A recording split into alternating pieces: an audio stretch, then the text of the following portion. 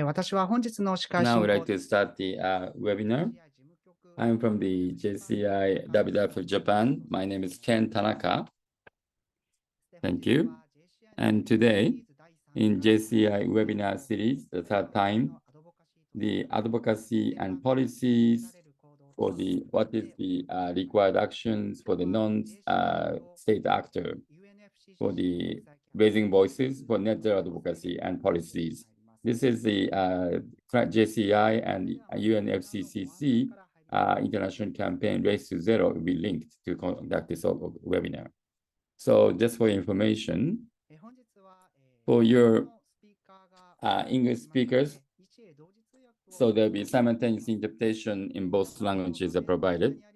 If you look at the screen and the icons, and you can choose when you click on the icon of the globe mark, then select the your own preferable language. Also, the first information for you, we'd like to talk about the JCI annual event. In JCI annual event on October 6th, we have the Japan Climate Action Summit 2023 will be held on Friday, on October 6th. So you can participate online as well as in venue as well. And please participate. Thank you. And then you can still register to participate in this Climate Change Action Summit. Also, this is today's program. Today, this is to raise voices and to speak out. So companies and the local governments are thinking about their starting actions to control that.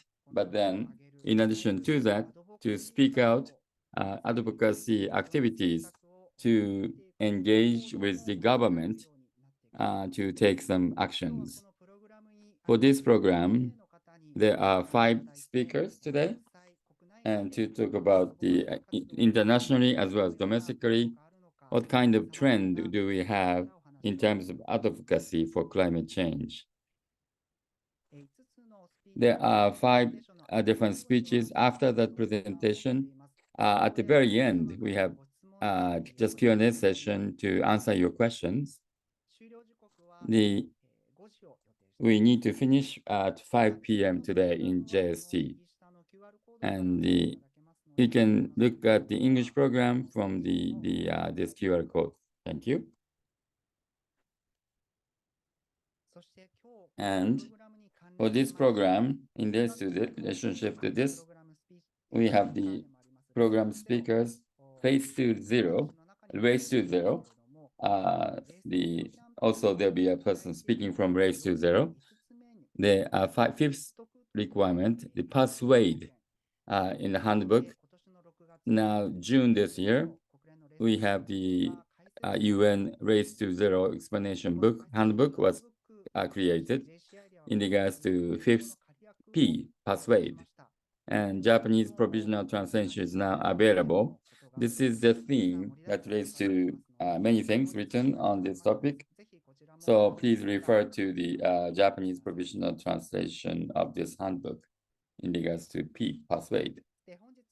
And today, just for housekeeping, the profiles, there's also done, you can watch it from the JCI website in regards to materials, presentation, and profiles of speakers. And the archived videos will be available at a later date.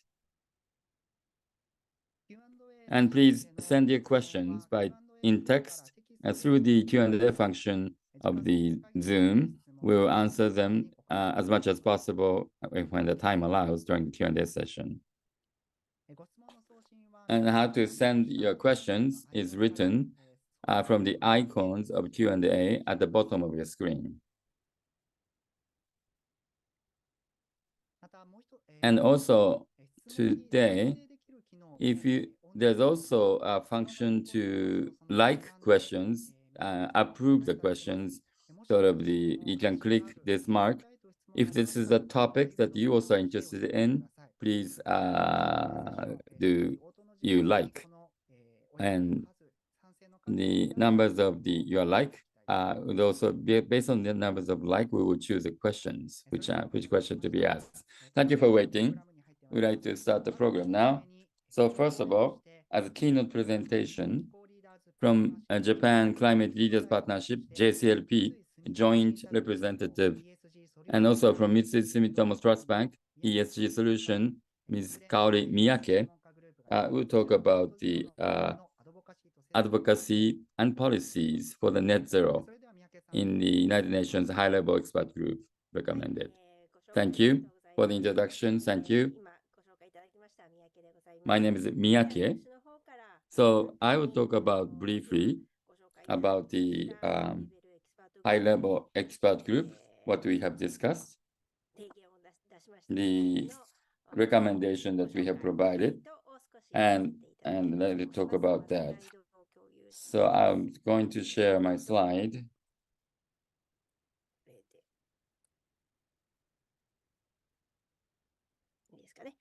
Okay. So thank you once again. Thank you very much. And in this non-state actors high-level expert group, and under the General Secretary General of the Guterres have started this effort for about members of the high-level expert group has been started, and to formulate the recommendations, I mean about 27, and to provide, we have already provided the recommendations to the Secretary General. So in net zero, and this time, I mean, many people have been saying about net zero in many different ways. So, and also, and is it just to say, but that should be followed by some actions. And we should perhaps have clarify the criteria. And that is the purpose of doing so. This is the 5 principles of net zero. And the 5 principles are points that we have discussed initially. Among them, last year, this 1 year, I've been providing the 5 principles of net zero. I did talk about this in many different locations, so you may have already heard about this, but we have not just commitment, but it has to be matched with the actions following that. And what is the concept? And we have to share certain data, and the fairness and the transparency, and these principles have to be pursued. And for these 5 principles, based on these 5 principles, we have 10 items of the specific recommendations that we made. In its details, you can look at the English original text and what I have edited, a Japanese translation as well. They are both placed on the website, and so you can download it and you can read it. It is not such a long sentence, but you can read it.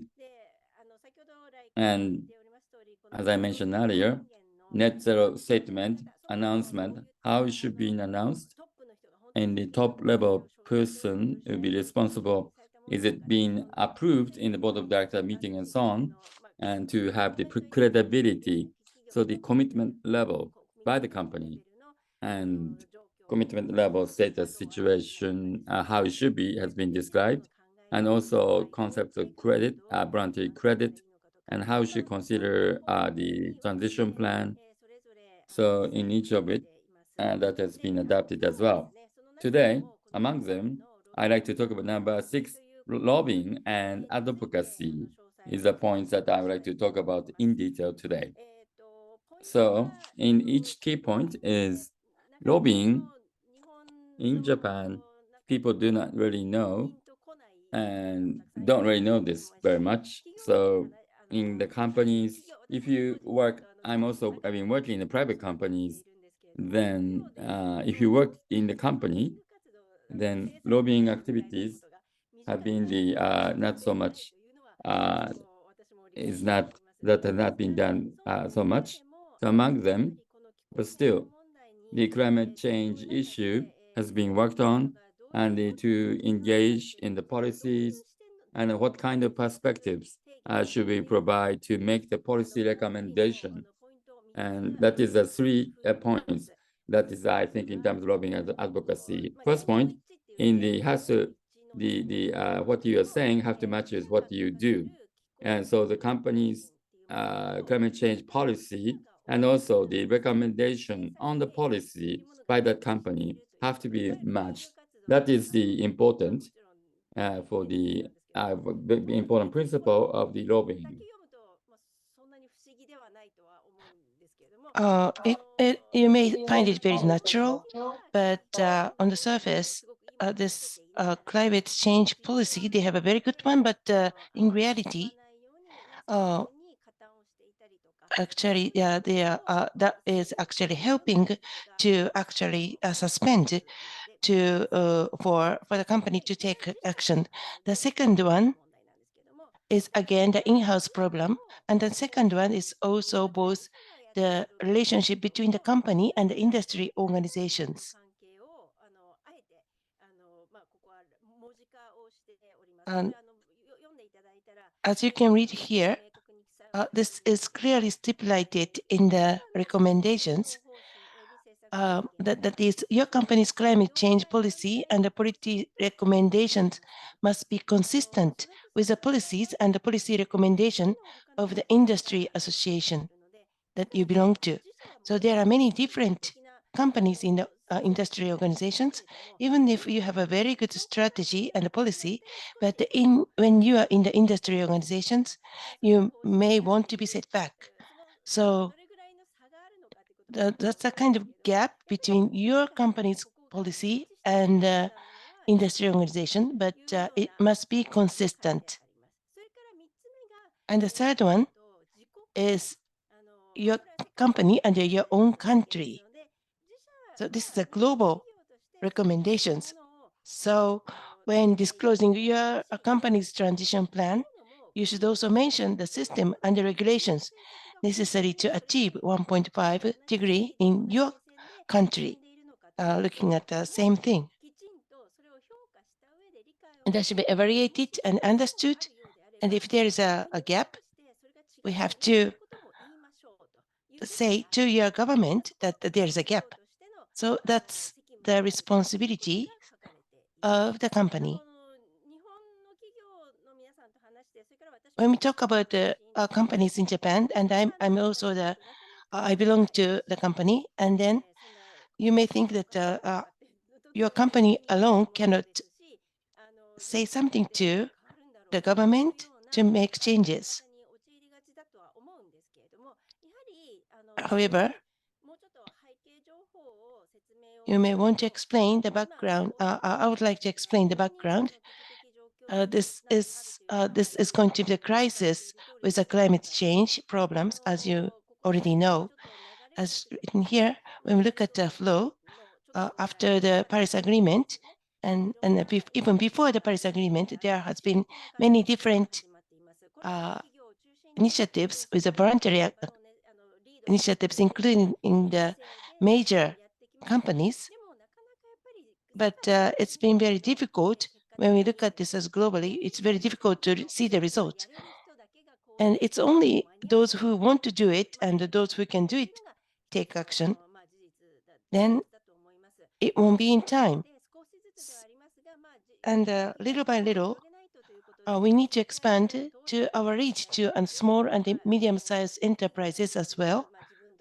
So that initiative is trying to involve the supply chains, for example, and the developed country would like to involve the developing countries, including the support in financial support.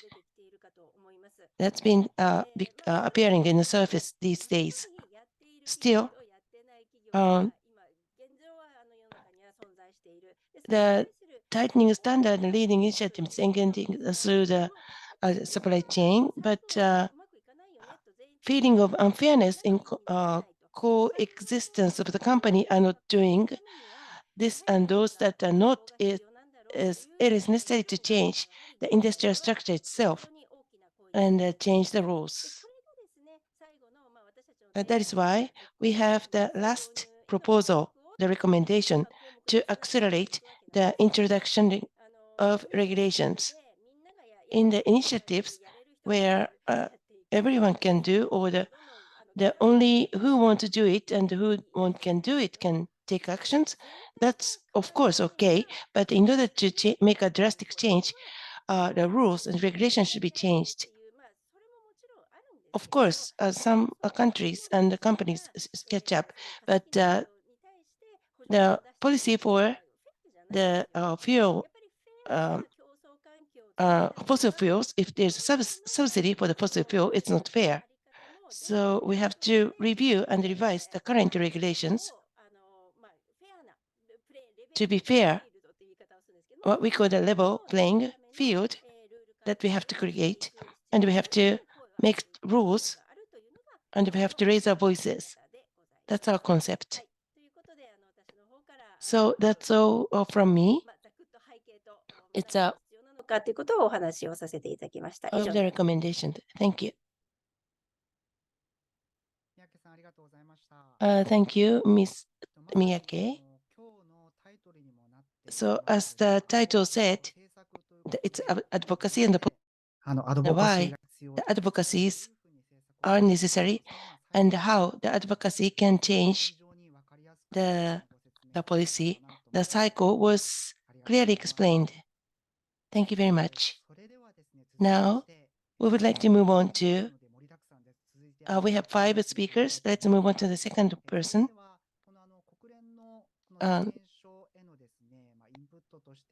So as an input of the recommendation to UN, there is a Race to Zero. It's a UN campaign.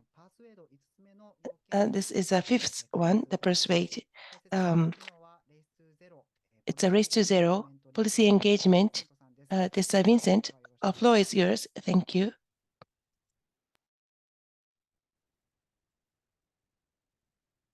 Hi, everyone. Thank you so much to Japan Climate Initiative and Ken and team for all of your amazing work and convening this webinar today. I'm so pleased to see that there's around 300 attendees in the room here to listen about the important, vital topic of climate advocacy, positive climate advocacy. So today I'm going to speak to you about the Race to Zero, which many of you will hopefully have heard of. We have around 30 Japan Climate Initiative members in the Race to Zero, in the Race to Zero circle. I'm going to explain a little bit about the campaign, and then I'm going to move on to our work on policy and advocacy and share some tips and resources for you in the room as companies, financial institutions, or city or other non-state actor representatives.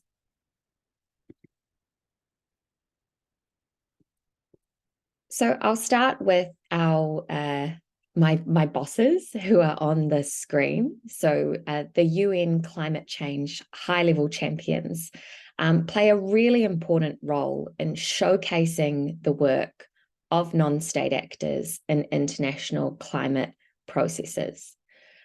So they're there to inspire action and showcase that progress is happening, that around the world, particularly in Japan and other ambitious countries for the non-state actor sector, businesses, financial institutions, and others are taking action to halve emissions by 2030 to build more resilient and inclusive communities.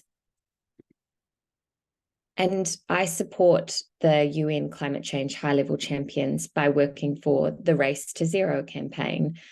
So we are a global campaign rallying over 11,000, I think now over 12,000 non-state actors to take rigorous and immediate action to halve emissions by 2030. And you can see here that most of our members are companies, but we also have cities, states, regions, many universities in this race to net zero, and healthcare institutions and investors. It's a collaborative effort with many people involved, but I would like to especially point out our 25 partners who include the Japan Climate Initiative. And the idea is that any member who joins one of our partners becomes part of this UN-backed campaign with the Race to Zero acting as an umbrella over the leading net zero initiatives around the world. And we're really pleased with the progress that has occurred in 3 years. And we have many people like our global ambassadors and expert peer review group to support people to go further and faster. And our framework is known as the 5 Ps. So really echoing many of the requirements that have been shared in the previous talk.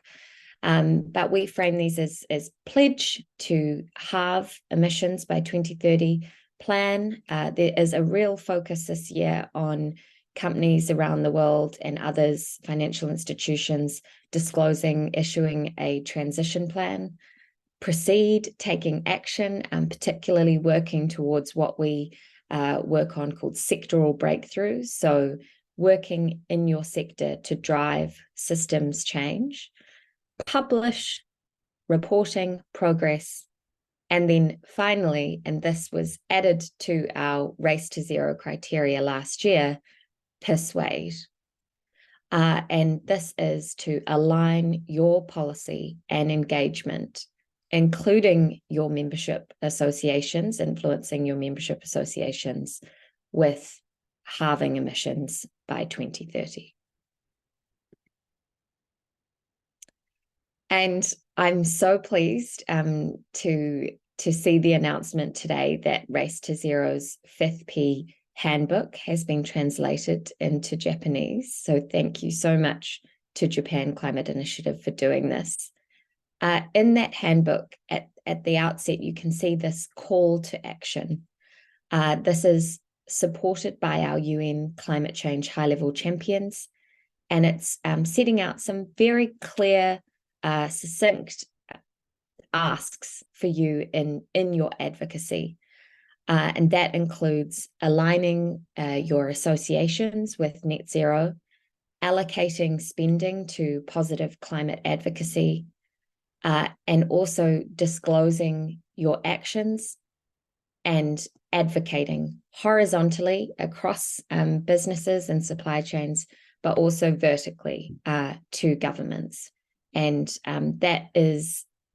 this is also sort of, we really looked at the chapter on advocacy in the high-level expert group's report to try to produce this succinct call to action. And we as a campaign really endorse those 10 recommendations in the high-level expert group's report that came out at COP27 last year. So there's many organizations out there that support this notion of climate advocacy. And there's many resources for you to dive into to think about how you as a business or as a financial institution want to take action. So I'm sharing here the high-level expert group report, which I would say is a beautifully written report, very clear. And please refer to the chapter on advocacy and the road to regulation, which has already been shared.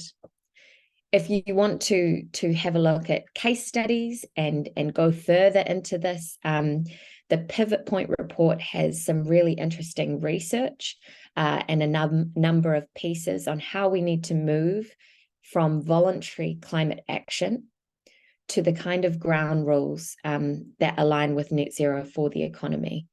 So we want to incentivize those that are leading this race to zero with the right kind of climate policy. And we want to level the playing field to ensure that everyone is on this race to zero.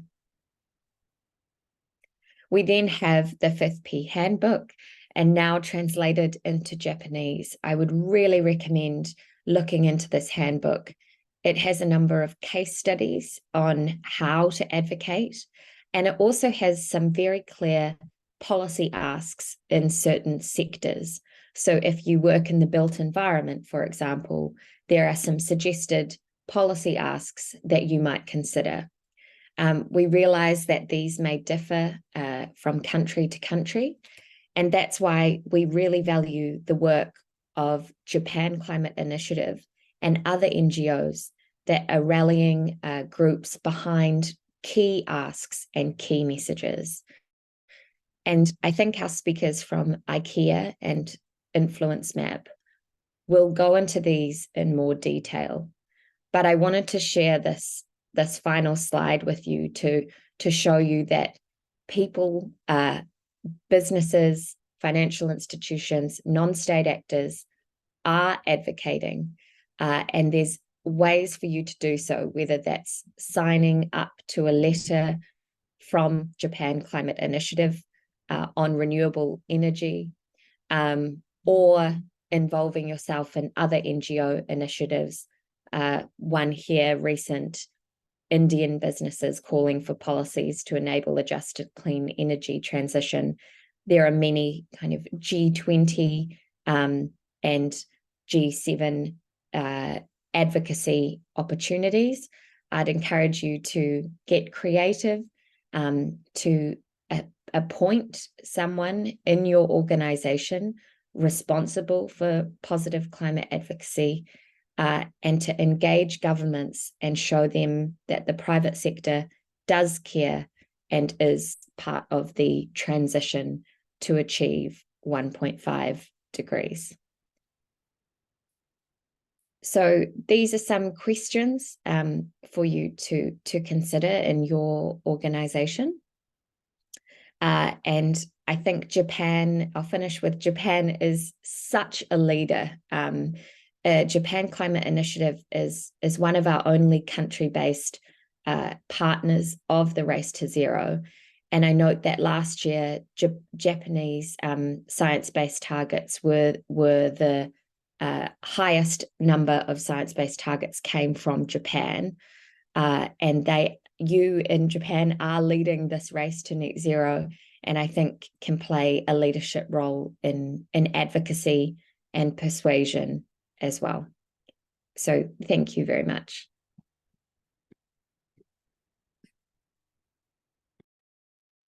Tessa さん、ありがとうございました。Thank you for your presentation. In these two explanations, I think the UN recommendations by the expert group and Race to Zero Persuade, and fifth one, which is P, Persuade. And I think you have experienced that by listening to the two speakers. Handbook, as she mentioned, please look at the handbook as well. And also, in combining with the UN recommendation, expert group recommendations, and what kind of actions has been requested and so on, would be very good to have. Now, next, the third speaker in the actual presentations in the InfluenceMap Japan Country Manager, Ms. Monica Nagashima, who will talk about the Japan's climate advocacy and lobbying current status. Nagashima-san, Monica Nagashima-san, please. Thank you. My name is Nagashima from the InfluenceMap. Thank you. So briefly, let me briefly talk about the InfluenceMap. Thank you. And the InfluenceMap was established in 2015 in London. This is independent climate risk think tank, and we have Tokyo office, but we have several global offices. In major data platforms are LobbyMap and the FinanceMap. These two, LobbyMap and FinanceMap, and the LobbyMap is to investigate the program I'll talk about the program that to investigate the company's involvement, engagement with the policies in climate change. And the 500 companies database are available through this, and also 200, more than 200 industry association, Climate Action 100 Plus. And also we collaborate with OECD. And as we mentioned, Race to Zero type of organization, we also collaborate as well. Also, in this survey, in our survey, is provided as free of charge, and mission critical, rather institutional it is used by the institutional investors and other organizations. And for the other, different from other type of the, different from other survey, their data is they're focusing on emission volume as well as business model. That is a countermeasure of the climate change. But InfluenceMap is not the contents of the business, but rather in regards to these policies and regulations in regards to the by the government and the company's influence on that. And that is a survey we conduct. So in recent years, there's a various type of initiatives, and the various companies' involvement in the policy has been increasing, and interest is growing.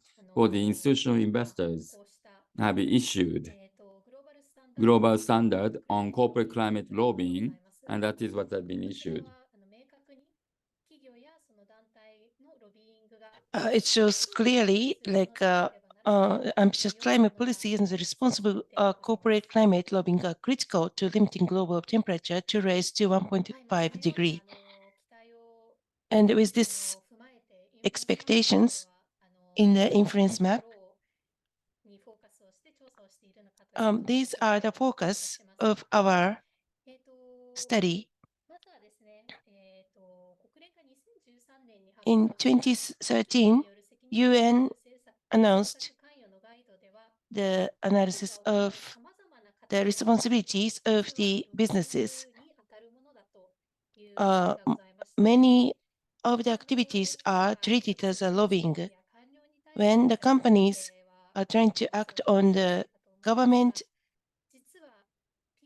it's easy to imagine, but the PR and the advertisement to influence the public opinion, it's a part of the lobbying activities.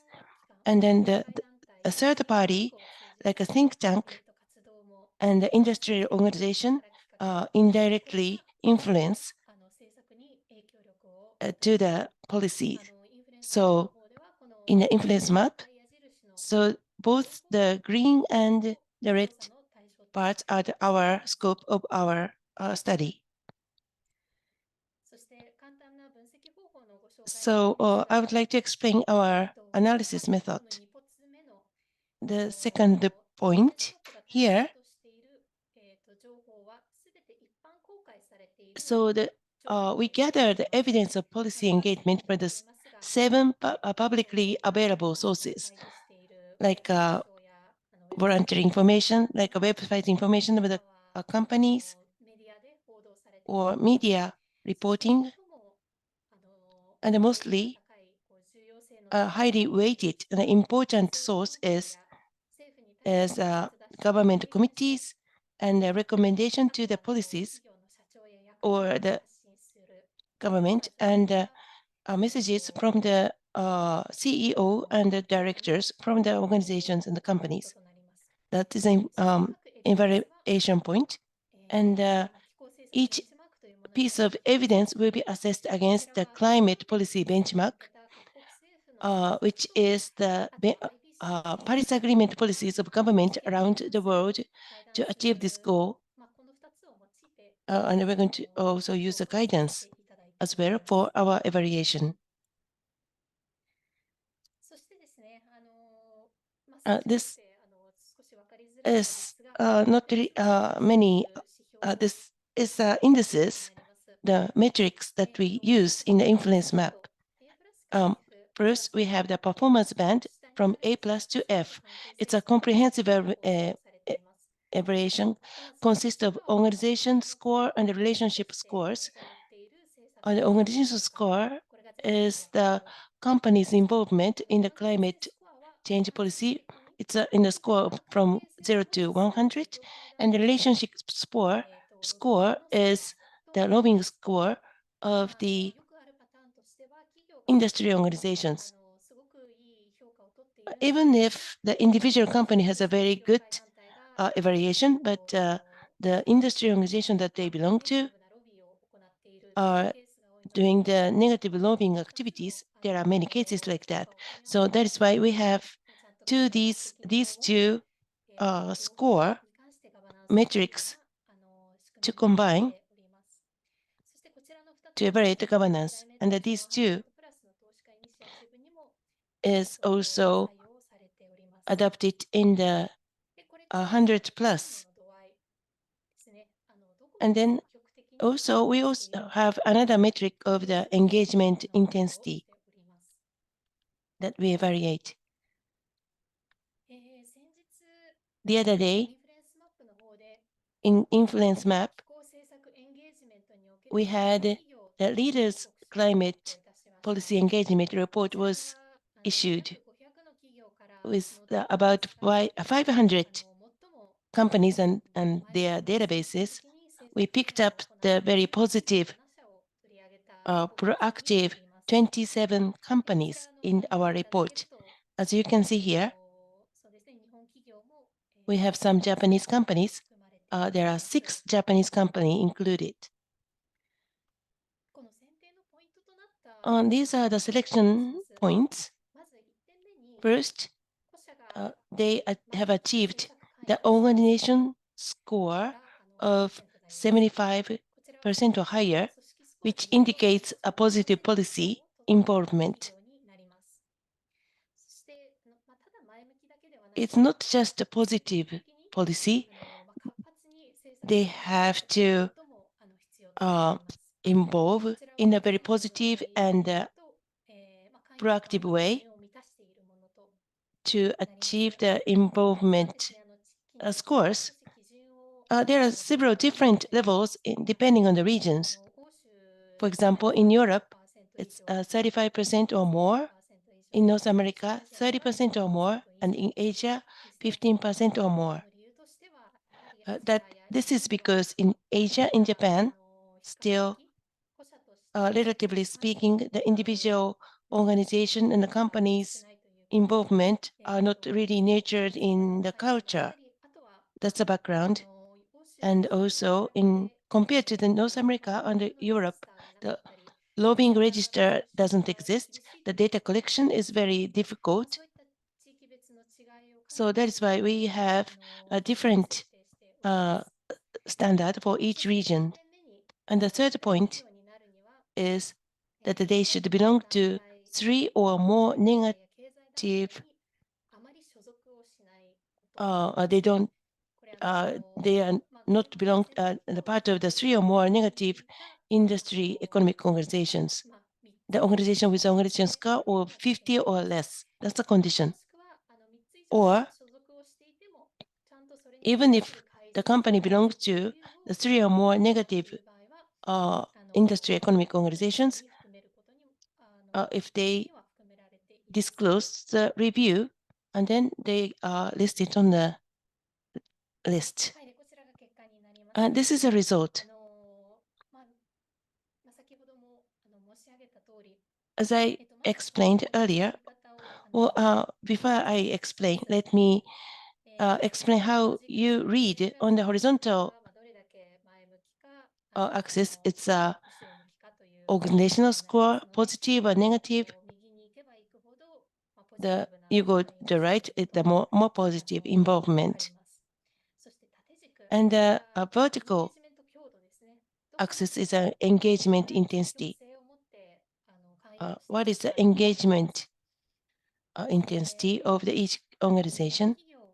When we look at the Japanese companies, which are shown in orange, compared to the European and the North American companies, they are still on the lower side of the chart. As I explained, it is one of the reasons is transparency of the regulations, but still there is a room to improve the engagement intensity among the Asian companies. This is some cases from some companies that I picked up. In RICO, the carbon pricing and the target by 2030, the energy mix and decarbonization, and then renewable energy to reach 50% by 2030. They have many different initiatives to recommend. And according to Mr. Yamashita, the chairman,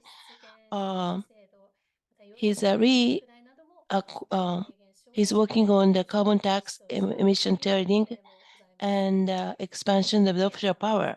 And as IKEA, as you can see, it has an engagement intensity of the 53%, which is very high. The IKEA has been involved in the InfluenceMap as a leader company in our report. There are many positive initiatives and engagement. Recently, in February this year, in Europe, the bonding, or there are some initiatives like infrastructure. They agreed with the infrastructure as well.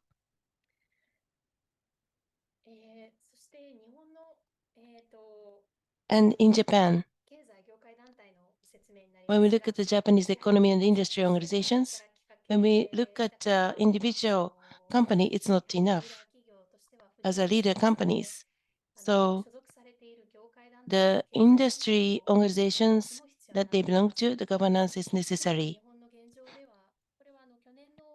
11月の報告書の図になりますが、 Well, this is the November report last year, and this is what we have engaged in. Is the top left is the 10 sectors is quite engaged in the climate policy, and as you can as I mentioned, the higher they are more engaged, and the oil, gas, and the gas, and then chemical, and those type of sectors are more actively and relatively more engaged in climate policy. But then there's also industry that is the more like a real estate, and the electronic equipment are also started to raise their speak out as well. But still, as you can see at the bottom, in the sectors like finance, retails, and most of the economy, however, have not yet spoken out on the climate policy and engaged in climate policy. And the Keidan Ren, which is on the top, as you can see, this is the Japan Economic Federation, and in terms of energy and climate change, Keidan Rens have been more or less not so much impacted on this. In the numbers of employment and the GDP and value-added aspect, so these heavy, and about 15% of the Japanese economy by these large companies and the sectors. But still, in terms of policy, they would have a very strong impact on the policies. But for other sectors, they would need to raise their voices or speak out more on the climate change policy. So this is the one of the examples of more detailed information of the engagement from the Japanese Industry Association on the climate policy. For example, in case of Keidan Ren, they still have promoted natural gas, and also BEV technology investment. They are quite negative against the BEV technology. So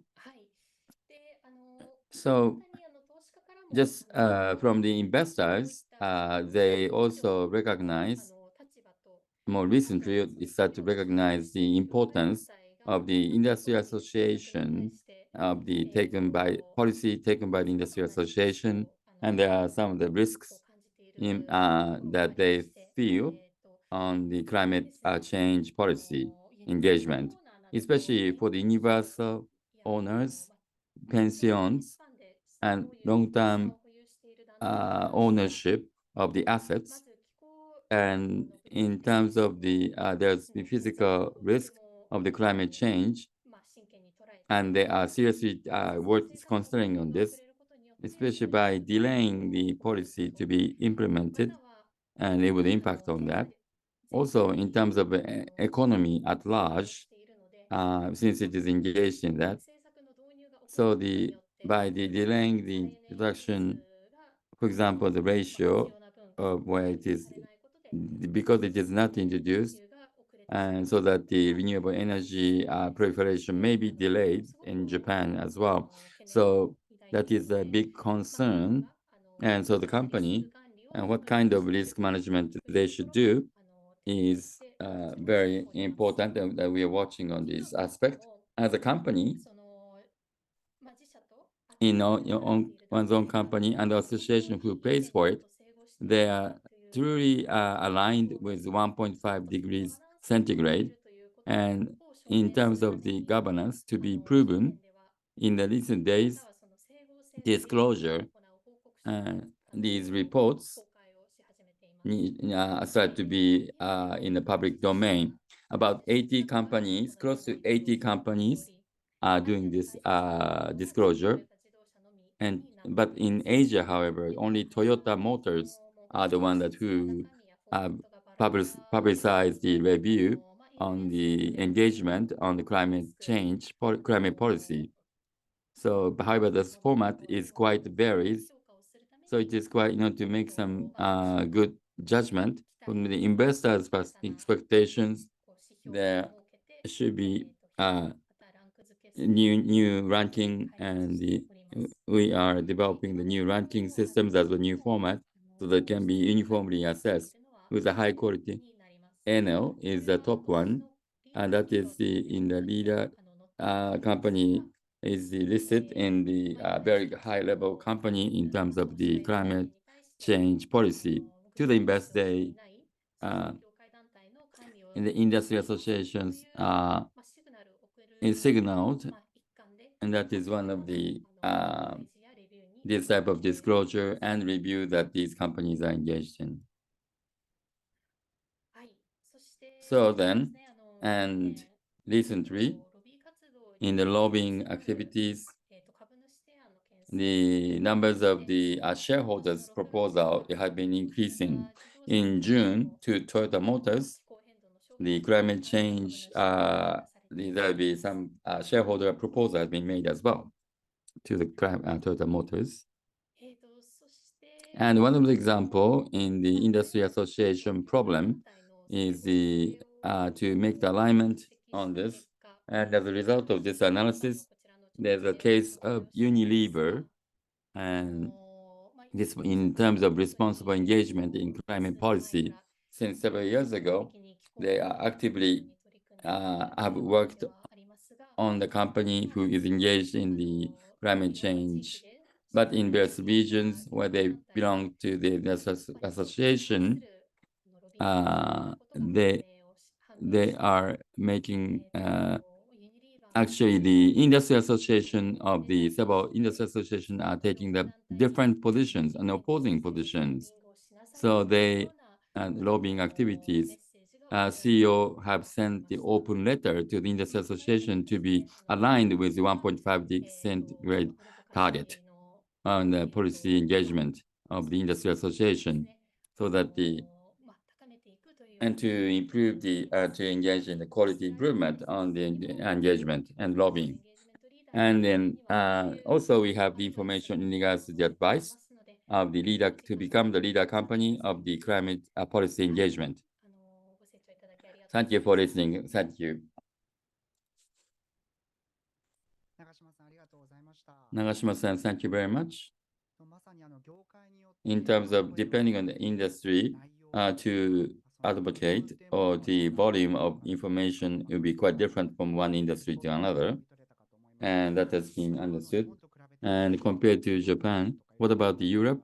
And that is a point that we'll be interested to know. But also in terms of disclosure and what kind of industry that they should work on, and what kind of persuasion you would do, and sometimes you'll be asked as well. So that's been very interesting. Thank you very much, Nagashima-san.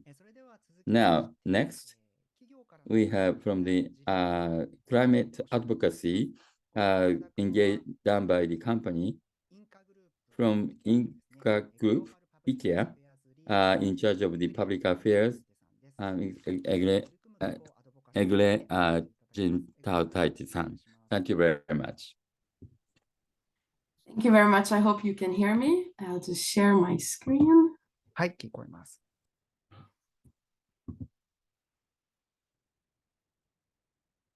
Yes, pleasure to be here. My name is Egle, a very good pronunciation. I am the public affairs leader for Ingka Group, which is the biggest retail part of IKEA. We represent about 90% of all the stores around the world, as well as meaningful and green investments. And it's really a pleasure to be here today and share a little bit about the work we're doing on advocacy towards net zero. And big thanks to the previous speakers. Really happy to see us ranked on InfluenceMap. Obviously still some work to do. So lots to improve on, but look forward to sharing a little bit in more detail how we approach advocacy. So as we all know, the planet is heating up. We're already past the 1 degree Celsius. And as we saw from the heat waves across Europe and a lot of the natural disasters over the last couple of months around the globe, more action is needed, and we need to stick to the 1.5 degrees. And we don't only need government action, we need to work together. So companies and governments need to come together and make sure we have systemic and comprehensive climate frameworks and supportive policies in place in order to help companies achieve the ambitions around 1.5. Unfortunately, the science is showing that even if we meet 100% of all the government and private business commitments that are out there, it's still not enough to reach 1.5. So even though good progress is being made, it's not enough, and we need to do more, both in terms of our own actions within our companies on sustainability, but also in terms of advocating to get more companies on board, to get governments on board. We really need to work together. And this is why it's so important that all of us raise our voices. The more we are, the more change we can achieve.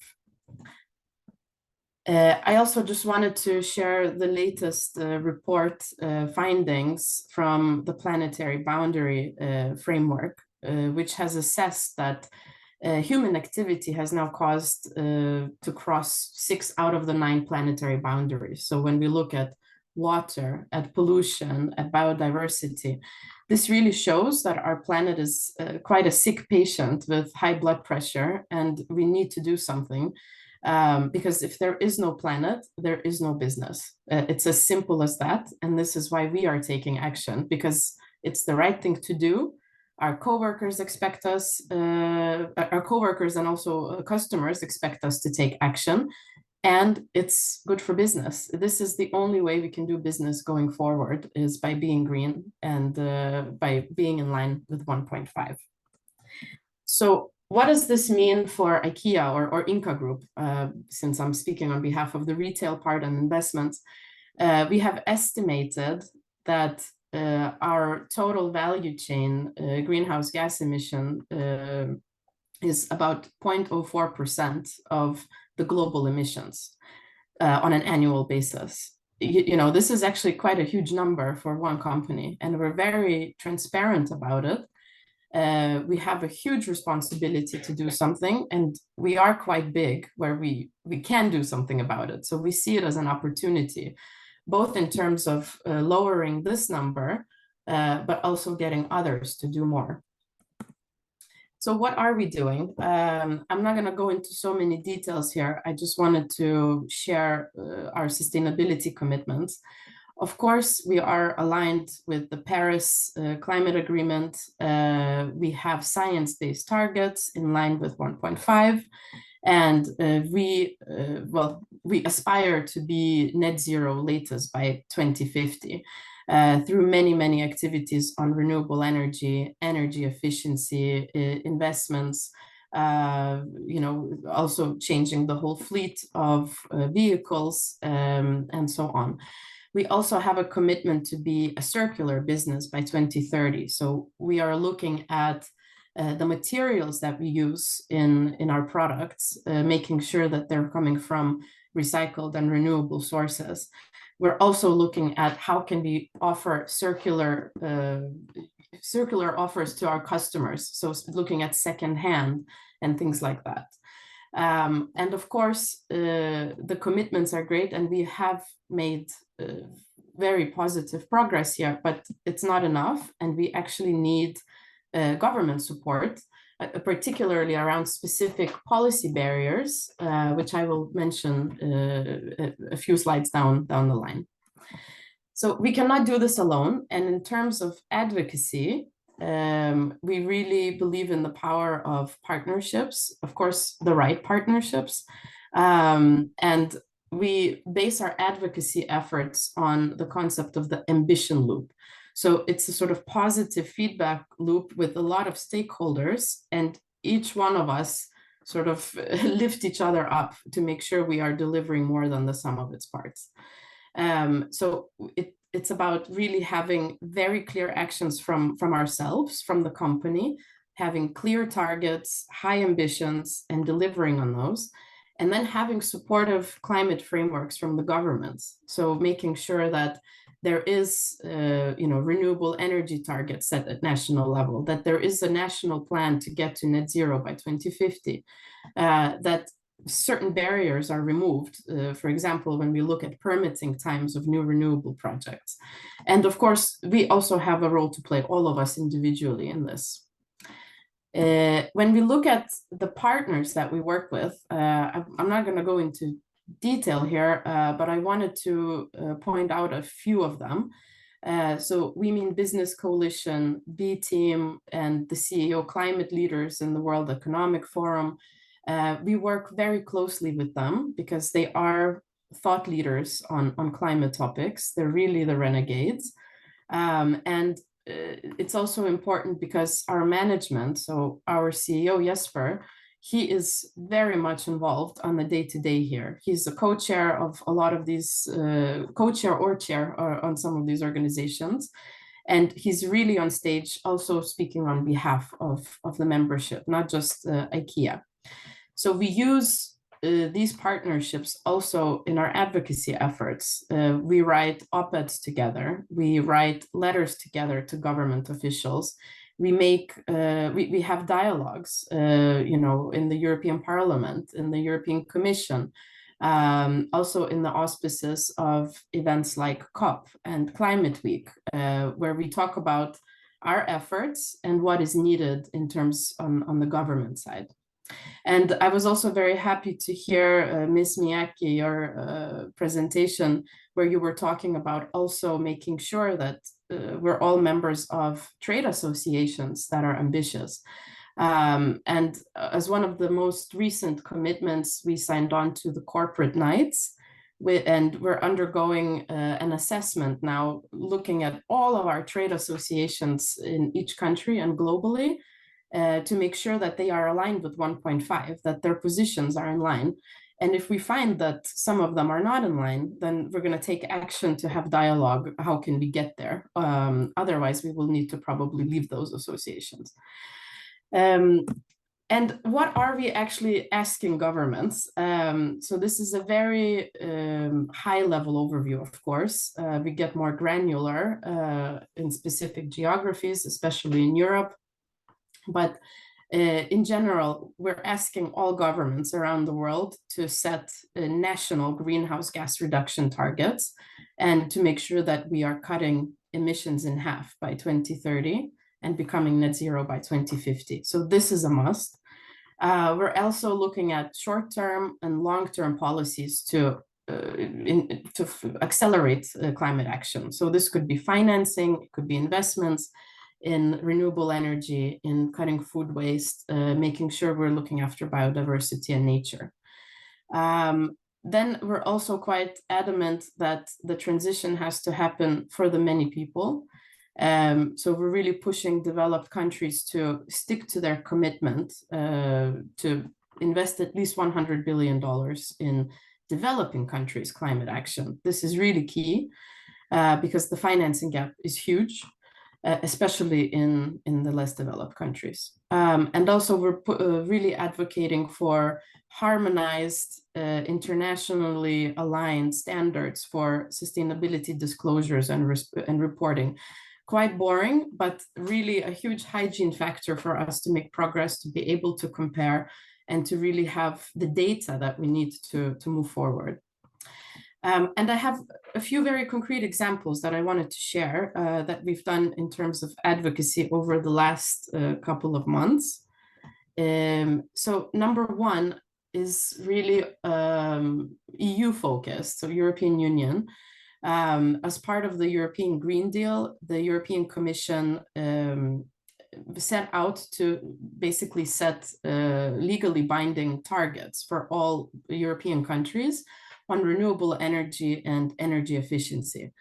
We were part of that dialogue from the beginning. So before there was even a law drafted, we participated in public consultations, calling for really ambitious and high targets. When we saw the draft, I think the target for renewable energy was under 40% of the total energy mix to come from renewable sources. We thought that was too low. We thought we can be more ambitious. So we partnered with WWF and some leading companies that you saw on the InfluenceMap rating. So H&M was one of them. And we did a big campaign with op-eds, with meetings in Brussels, meeting with the European Parliament, with the European Commission, sending letters to the key officials calling for a higher renewable energy and energy efficiency target, while also presenting what we're doing in our own companies to actually reach 50, 60, 70, 100% mix for renewables. And it's not us solely that managed, because there was a huge concerted effort, but the final text in the law that was approved was actually up to 45%. So the coming out and speaking up about it actually achieved results, and we got a higher ambition out of it. Another thing that we're really loud and outspoken about is on renewable energy permitting issues. In a lot of countries, it takes on average 9 years to get a permit to build a new, let's say, windmill park. And this is just simply too long, because we're in the most important decade on climate action. And if it takes 9 years to build a windmill, it's not enough. So we have been pushing very hard, speaking also to the highest members in the European Commission and in the Parliament, that something needs to happen. And we're really happy to see that in the latest Net Zero Industry Act from Europe, the ambition is to really cut permitting times at least by half, in some cases, down to 2 years or so. This is a really positive element which will help achieve or stick in line with the 1.5. Then really quickly, something a bit different on circular economy. And maybe this is not so sexy, but mattresses are quite a big problem for us. As you can imagine, IKEA sells a lot of mattresses and a lot of beds. It's estimated that 1 out of 10 babies born in Europe were made in an IKEA bed, so we sell a lot of them. And about 40 million mattresses in Europe alone are thrown out every year. And most of them are getting landfilled or incinerated. And this is just not good enough. about 76 kilograms of CO2 are released into the atmosphere with every single mattress being burned. So we are really trying to turn this around. We are investing in recycling plants across Europe and hopefully abroad. And this is where we really need a partnership with the local governments. So in the Netherlands, where we really had a good success case, with the government, we developed extended producer responsibility scheme for mattresses. And we're now able to recycle basically every single mattress that is thrown out in the Netherlands, while also recovering up to 90% of all the materials. So textiles and metals and foams. We want to replicate this model in more countries and make sure that by 2030, no mattress goes to waste. And we're talking about this, when we are in Davos, when we are at COP, when we are in Climate Week, to raise awareness and to make sure we have even more partners on board to call for the same types of actions from governments.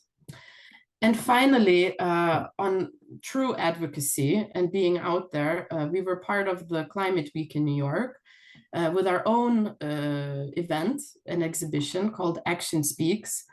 This was a way to move away from the commitment space and look at the actual solutions. So we invited about 30 companies to show leading climate solutions that exist. And we basically showed what New York would look like if no action was taken by 2050, and what New York could look like by applying a lot of these biodiversity, nature, renewable energy solutions. And as part of the exhibition, we also had debates. We invited scientists and policymakers and really tried to have a dialogue on what needs to happen, what can we do, how can we be more solution focused. I will share a link maybe in the chat. You can follow a lot of the debates. Everything was recorded. And we also have a public advocacy webpage where we share our efforts on all of our policy asks. We have links to our positions. So really trying to be transparent and we have nothing to hide and we want others to join us. So thank you very much for listening. I look forward to the questions and the discussion. Egle さん、ありがとうございました。Thank you very much for your presentation, Egle-san. I think that's very important to have the ambition circle. And with Ike-san's like a leader company like IKEA to make some the circle of the such collaboration, and various examples was also introduced. Thank you very much. Now we'd like to go on to the last speaker from JCI, the organization that we organize, and what kind of activities we are making from Secretary's Office in Japan Climate Change Initiative, Hirakami-san, who is also the coordinator for new natural energy. I am working as the Secretary Office of the Climate Change Initiative of Japan, JCI, Japan Climate Initiative, rather. So today, as we organize this, JCI organized this webinar, and let me talk about what is JCI. First of all, JCI is explained in this page. JCI stands for Japan Climate Initiative, and the 1.5 degrees target. We would actively work on, engage in the climate change countermeasure, engage with them companies, local governments, universities, and NGO, non-state actors. And we have the 788 associations that participated as of today, and it was established in July 2018 with 105 organizations. There are two activities. JCI members' own activity, and that initiative will be supported, and then to introduce the information. For example, this kind of webinar, and also the event being organized while those members would participate. That number two is our advocacy activity toward the government, and we would actively talk to the government of Japan to use the advocacy of JCI members. And then we have been using the message, JCI message in looking at the NDC, the very progressive global warming gas reduction target in April 2021. At that time, Japan was only thinking of the NDC of 2013 compared to 23%. But IPCC for the by 2030, 45% or above activities needed for the reduction. But this is the total global target. So developed countries need to make even more reductions. So EU, their reduction target was set to be 55%. US have set it to 50%, and Japan need to make it equivalent, very innovative and also very active level to reduction was needed. With this message, 291 associations have agreed to this message by the JCI member, and then we have announced it in the newspaper as well. And with the prime ministers, and we have sent a letter to prime minister and so on. And then later, what the government of Japan has announced, in compared to the 2030, 46% in compared to the 2013, and also to continue to challenge on 50% reduction. And this JCI message, of course, our message may not have been directly involved in this message, but with this huge voices of our members have been definitely being sent to the government of Japan. And April this year, in G7, when it was organized in Japan, the renewable energy and carbon pricing, we need to work on these two crises. And this, we have sent a message, announced a message to ask for the renewable energy, and then the 303 associations, especially carbon pricing, for the companies, it could become their burden. However, many companies have agreed to this effective carbon pricing to be introduced as early as possible, and the message is to be used, and the number of members will be used more, so the members are started to raise their voices or to say their opinions and positions. Other activities, we directly talk to the government, the JCI member, and the direct dialogue with our Japanese environmental minister. And in the future, JCI joint message, not only the joint message, but also we want to communicate more of each individual member as well. And also in the advocacy group, you may not know this very well yet, but in 2030, about 50%. In 2050, we need to achieve net zero. So with such a big challenge ahead of us, we need to make not only just some activities, but also mechanism and the schemes and systems need to be changed and to achieve this. As Miyake-san and Tessa has introduced already in the recommendation by the United Nations, and other factors, other people need to be involved, and these change are needed for this climate change issue. In the JCI, we will continue to make and support these activities. That concludes my presentation. Thank you very much for listening. Thank you. Nakani-san, thank you very much. In JCI, we have the huge networks so that each member, and to make the forum where we can talk to the message to the organization. So now 5 members have finished their presentation. Now I'd like to move on to the Q&A. So there are several questions. So please look at the Q. You can place your video on if you're a speaker. Thank you. So the first question, we only have 15 minutes or so. So let me, there are 5 questions. Hope to finish all the 5, but first, in the order when it was posted, this is the first question first question is, for the company who considers the consideration to participate in advocacy activity, what kind of value does it provide to be engaged with advocacy NGO like WWF in trying to do the advocacy activities? And what's going to be more role of NGOs like WWF in the future? I am working for WWF, but I'm the moderator, so I like to Egle-san in the presentation also mentioned linking with the WWF, but also working with other companies as well.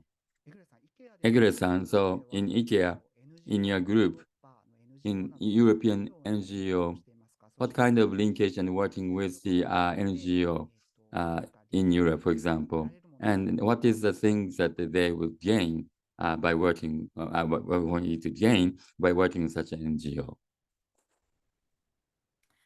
Thank you so much. Very good question. We work with quite a few NGOs. So I mentioned WWF on a lot of climate topics. We also partner with a lot of NGOs on broader topics on social aspects. So we have worked with a lot of homelessness organizations, on refugees and so on. The value that we get from these partnerships is really immense, especially for a company that maybe doesn't have a very established public affairs and advocacy department. I think it's a great way to start by having a partnership to find a meaningful NGO. And the value is that that NGO can, of course, give you access. Also, when you go together, it's better than going as one company.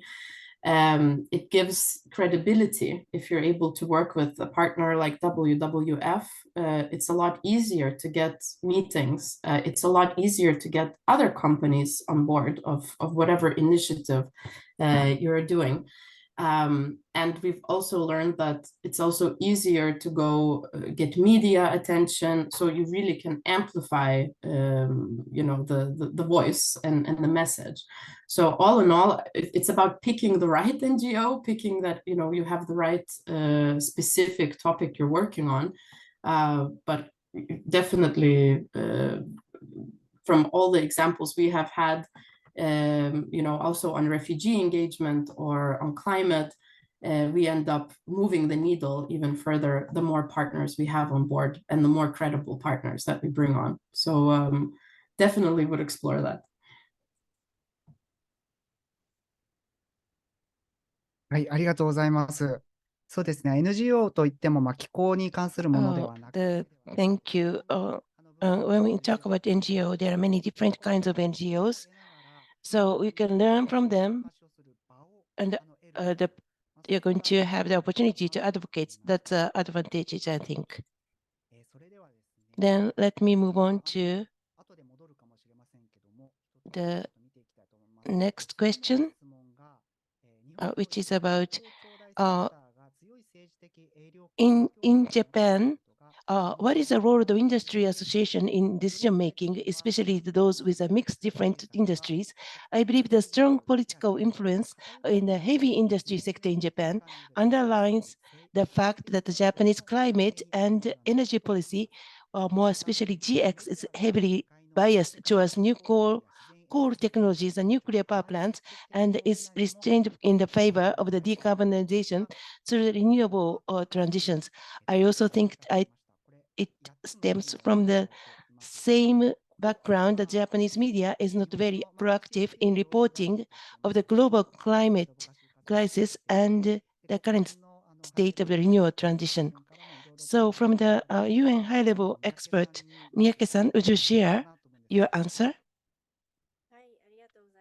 Okay, thank you very much. In JCLP, we have a similar discussion.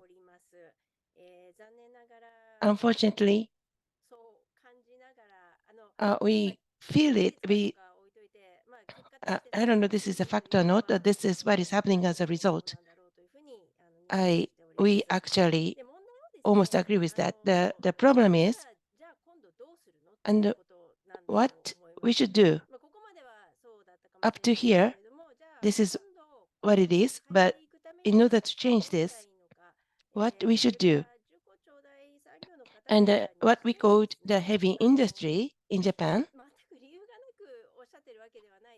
there are some reasons to state that way. There are some issues. They're not like opposing or resisting. And how can we work together to make a change? That's the discussion that we have to have. So I know there are some issues. That's a fact.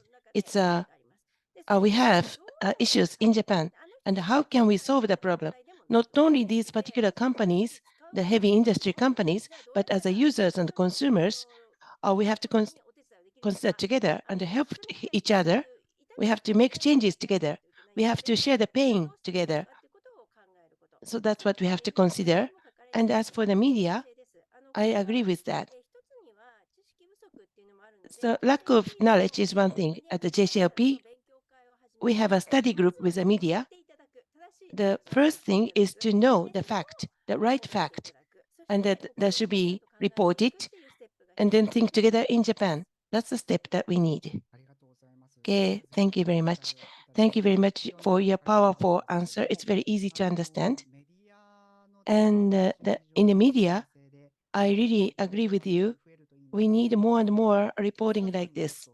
And I would like to ask you, Tessa, and in the Race to Zero, you have experiences in different regions and countries in terms of the advocacies.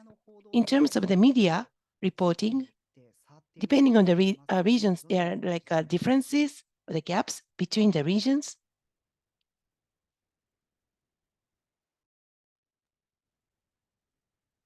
Thanks for your wonderful questions. Yeah, of course, there's very different approaches in different regions of the world. But I think there are ways to influence that don't involve the media, and I think if that's a challenge in your area, you can explore those. I mean, advocacy is so different around the world that ease of access to governments really varies. But that's part of our work this year, is actually running similar webinars like these around the world. We've done so with Australia, and we've had roundtables. We had sort of roundtables on advocacy and regulation recently at New York Climate Week, and looking ahead in India and Brazil. So we're at that stage of extracting these kind of insights. And I'd just also reinforce the work that InfluenceMap is doing, and their recent report, which shares different lobbying behaviors across different regions as well. ありがとうございます。Okay, thank you. ありがとうございます。So different countries, different regions, different conditions, but not only in Japan, but advocacy activities should be expanded. That's what we need more and more. Thank you very much. Let's move on to the next question. Okay, so the next question, in terms of the organization that we belong, the many different industry type is mixed in the economic federations, like K&M, for example, and your target as a company may not match aligned with the industry association's target. So it may not match between the two. The policies of your own company or the industry that you may belong to may not match together, and it's not aligned. So that could be possible. I'd like to ask this question to Nagashima-san of InfluenceMap. So how do you think of these issues, and how is the company be evaluated? Thank you for your question. Well, in the company, and it also depends on the relationship, how strong the relationship is between the company versus industry association. For example, maybe when the company's executive or the directors are actually the top chairman or the president of the industry association, you have a very strong relationship. However, if it is just a general membership, of the several hundred companies belong to that industry association, and if you're just regular rank and file member, you may not have such a strong relationship with that industry association. So that will be different depending on the case by case.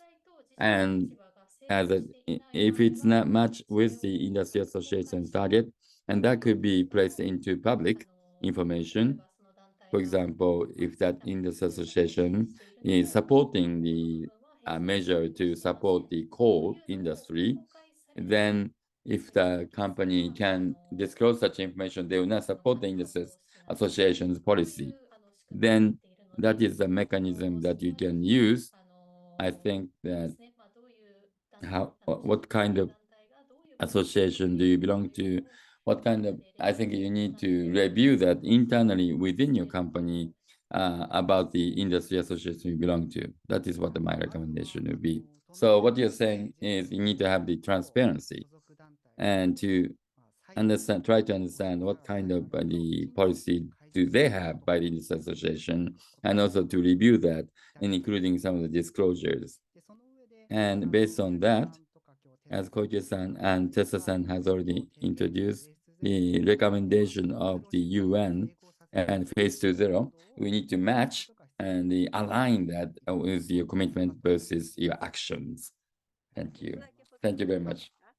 May I? Yes. In the recommendation of the United Nations expert group, it's not mandatory. I think if you read it, you understand that there are the to be, the ideal state is written. And with that understanding as an assumption, but ultimate measure, you need to recognize there's a gap between the two. And that is important, the first step, to understand the issue or the gap. But then you need to make an effort, you need to approach them, and then if it's if you're just one of the companies of the several hundred companies, then you may not be that strong. But then, do you consider and should you continue to stay in that industry association? And that is what she has already mentioned, and IKEA, and I think Tessa-san has mentioned as well that I was P&G or some example. I forgot. I think she mentioned about the example of Unilever. And Unilever has disclosed and written a letter to the industry association to make such an engagement approach to, and if it doesn't work, then they will take further actions. But so that is also written in their report. So I mean, you don't have to do that, but that's one of the ways to approach, and that's a good information. Thank you. The time is running out, so we'll move to the next question. 方はこの英語の旧質問をそのまま読んでいただけたらと思います。来ているのが、エグレさんへの質問ですね。とても面白い話をありがとう。Question to Egle. So saying that thank you very much to Egle, a very interesting talk. Could you give us precise examples of what is implemented in your own company in the daily life of IKEA to go to in a good way? So that's a question to Egle. Thank you very much. I interpret the question to go in a good way in terms of advocacy, right? Not sustainability as a whole.